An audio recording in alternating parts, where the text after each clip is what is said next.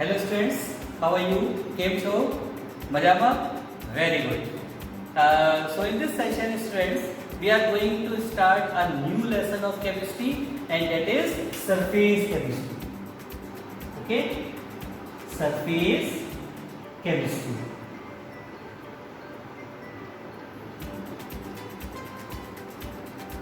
This lesson comes in physical chemistry. As you know, chemistry is divided into three parts: physical chemistry, inorganic chemistry and organic chemistry. Last time we have studied haloalkanes and haloarenes. It was organic chemistry and this is physical chemistry, surface chemistry. Okay? So students, first of all, what do you understand by surface chemistry? Before this, what do you understand by surface? Surface क्या होती है? Surface is the uppermost layer of any substance.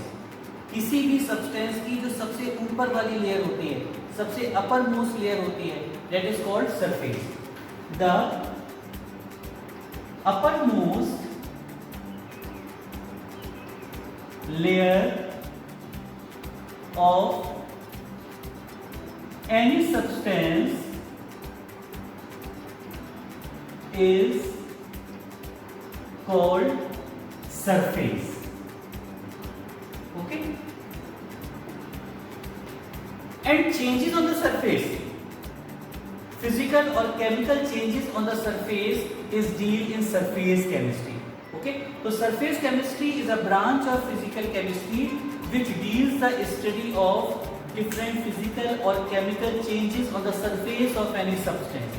यानी किसी भी substance की जो surface है, उस सरफेस पर होने वाले चेंजेस की स्टडी हम फिजिकल केमिस्ट्री की जिस ब्रांच में करते हैं, that branch is called surface chemistry. Got it? Yes. In surface chemistry, we are going to study three things. First of all, student, this is a very interesting lesson. हमें पढ़ने में इतना मजा आएगा ना. Three things we are going to study in this lesson. Number one, adsorption. Number two,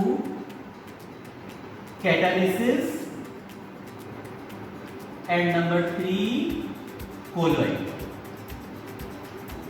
These three things we are going to study in this lesson, surface chemistry. Let us see some examples of surface chemistry. Surface chemistry से related कुछ reactions जो हमने अपनी daily life में देखी हैं, कुछ examples की बात करते हैं. First example, rusting of iron. Iron पर रस्ट का लगना.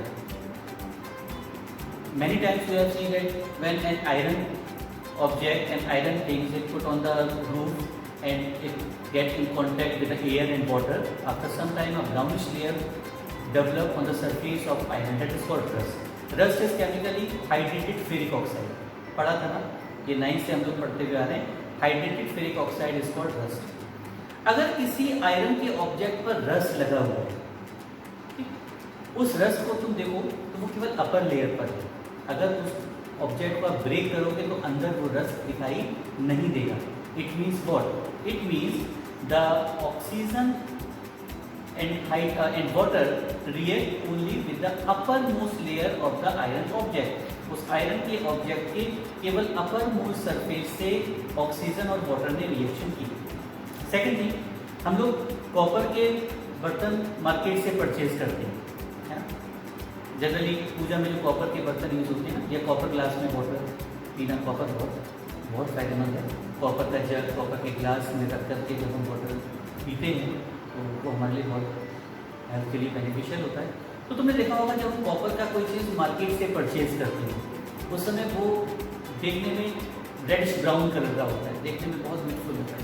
But after some time you see that a blackish layer develop on the surface of copper. उसके ऊपर एक ब्लैकिश लेयर बन जाती है और धीरे धीरे धीरे धीरे वो ब्लैक सा हो जाता है. वो क्या है?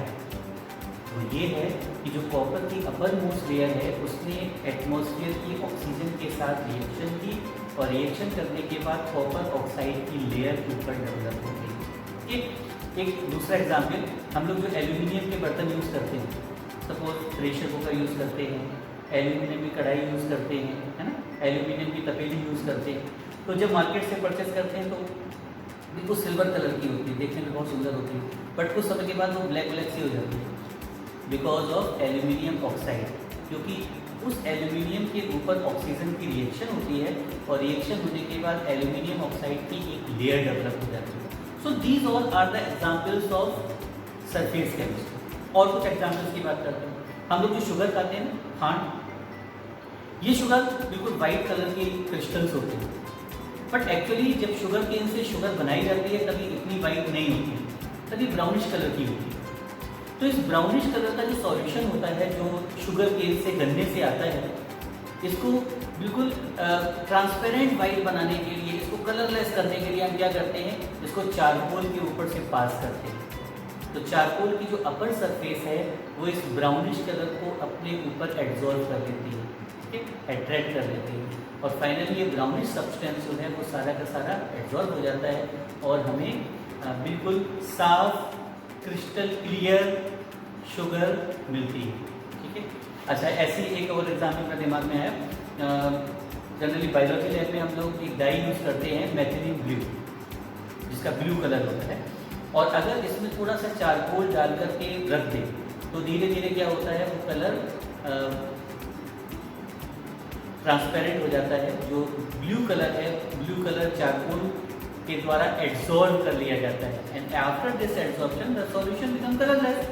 सो charcoal, the upper layer of charcoal get absorb the blue color of methylene blue. There are so many examples of surface chemistry. Okay? तो किसी भी सब्सटेंस को, अब एक क्वेश्चन दिमाग में आता है, सबके आता है, मैंने भी जब पहली बार पढ़ा था मेरे दिमाग में भी आया था कि अगर जो किसी भी सब्सटेंस की अपर मोस्ट लेयर सरफेस है, सपोज ये चौक है मेरे हाथ में, इस चौक की ये सारी की सारी जो अपर मोस्ट लेयर है, दिस इज कॉल्ड सरफेस, तो बाकी जो अंदर का पार्ट है वो क्या कहलाएगा। अगर हम इस चौक को ब्रेक करें और ब्रेक करने के बाद देखें तो इसके अंदर का पार्ट है, what this part is called, this part is called bulb. Okay, तो any substance can be divided into two parts on this base. Any substance can be divided into two parts, number one surface and number two bulk. The reaction which take place on the surface only are called surface reactions,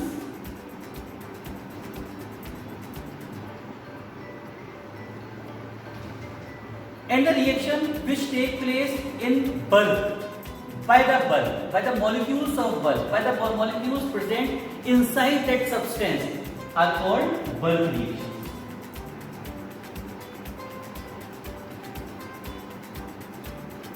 Common reactions, general जो हम लोग reactions use करते हैं, these are the bulk reactions.